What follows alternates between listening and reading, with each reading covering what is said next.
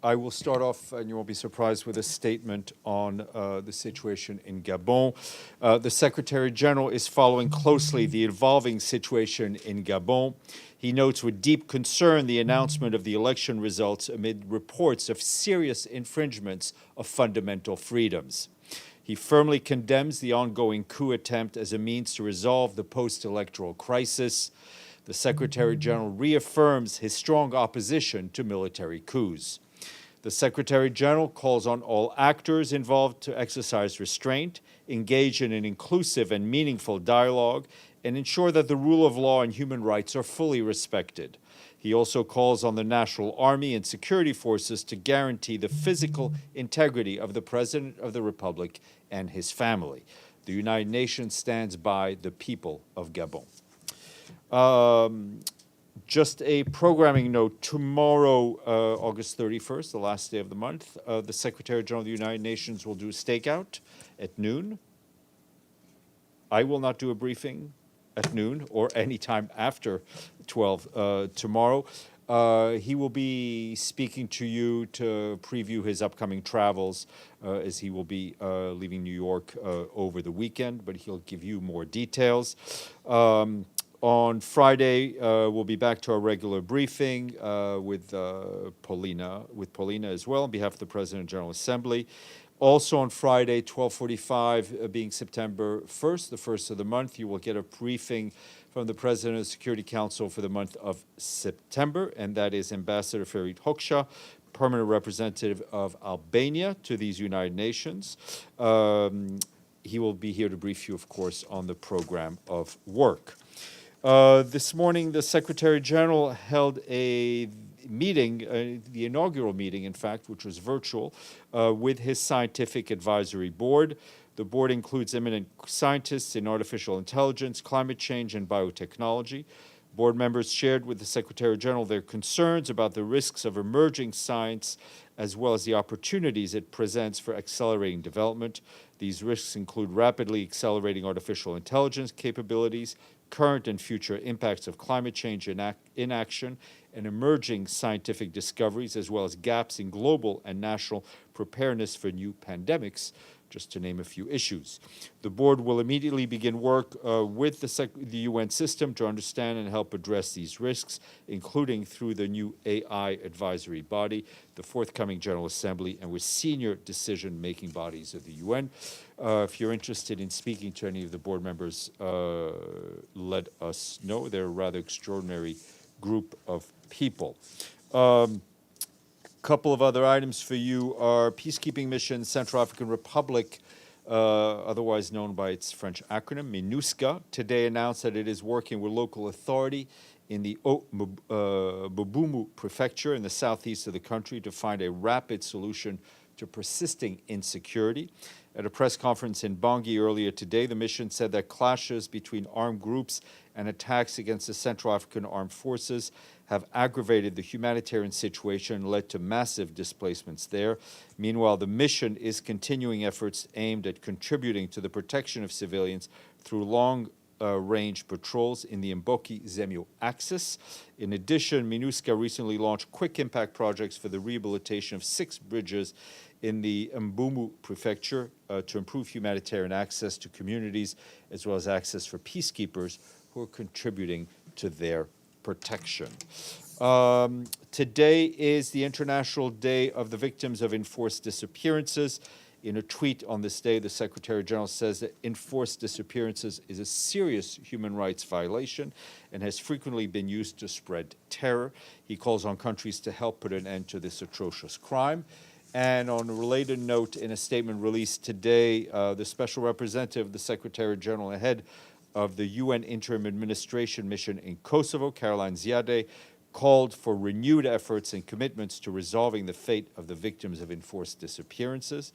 She said that solving the fate of missing persons can contribute to the broader process of trust-building, reconciliation, and sustaining peace. Voila.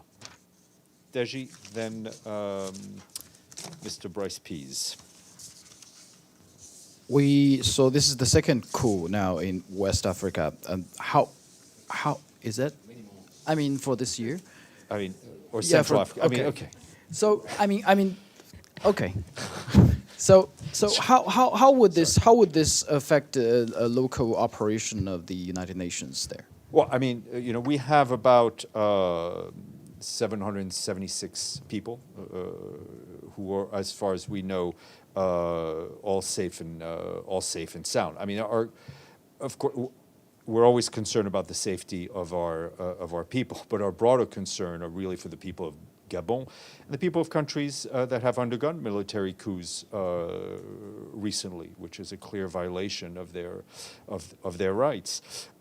We have the Special Representative Secretary General for Central Africa, Mr. Abdou Abari, who's based in Gabon, but he was currently in Kinshasa. He is trying to make his way back to Libreville, but he's currently working the phones, and he's engaged with regional and sub-regional partners on this issue.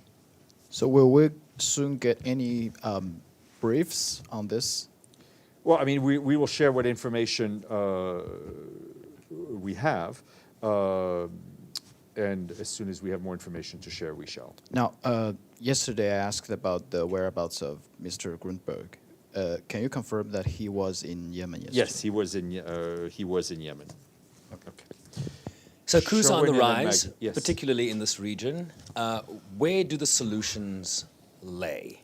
Where does the Secretary General believe is there a greater role for the Security Council here? There's this deference to regional organizations that are making very little progress, very, very slowly. There are conversations about transitional arrangements that complicate the return to constitutional order. And as we saw in Sudan, transitional arrangements can fall apart. Is there a greater role for the Council here in terms of punitive actions, in terms of sanctions, and really holding these perpetrators to account? It's a multitude of issues. The best way to deal with these military coups is, in fact, to invest more in preventing them prior, in investing in strong institutions, in ensuring that elections are safe, that people are able to express themselves, that human rights are respected. That's the best remedy, in a sense. Afterwards, there needs to be strong condemnation against these military coups, and I think we're seeing it from various institutions as well as from here, and we hope there is a strong message from the Council as well. Maggie, then Edie. Steph, who has Mr. Abari spoken to? You said he's working the phones. Has he I actually don't. spoken I mean, with Mr. Bongo? I don't have the call list. Is the short answer. As soon as I have more information, I will let you know. And who in this building has tried to reach President Bongo? Anyone? I think those efforts have been led mostly by the SRSG at this point. And is there any complication in this situation because Gabon is an elected member of the Security Council? Do you see any concern? Military coup is a military coup which we stand against. I mean, the fact that Gabon is on the Security Council, whether or not that makes things more difficult for the Security Council to express itself, that's something to ask the presidency and the other 14 members. Edith. Oh, and wait. Oh, sorry. Do you have any update, since we're on coups, do you have any update on Niger for us and the special rep's travels? No. A couple of follow-ups. You said, I think, 776 people still working for the UN in Gabon.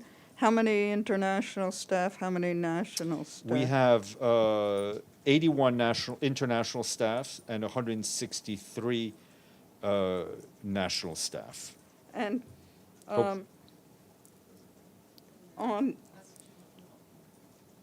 I obviously added.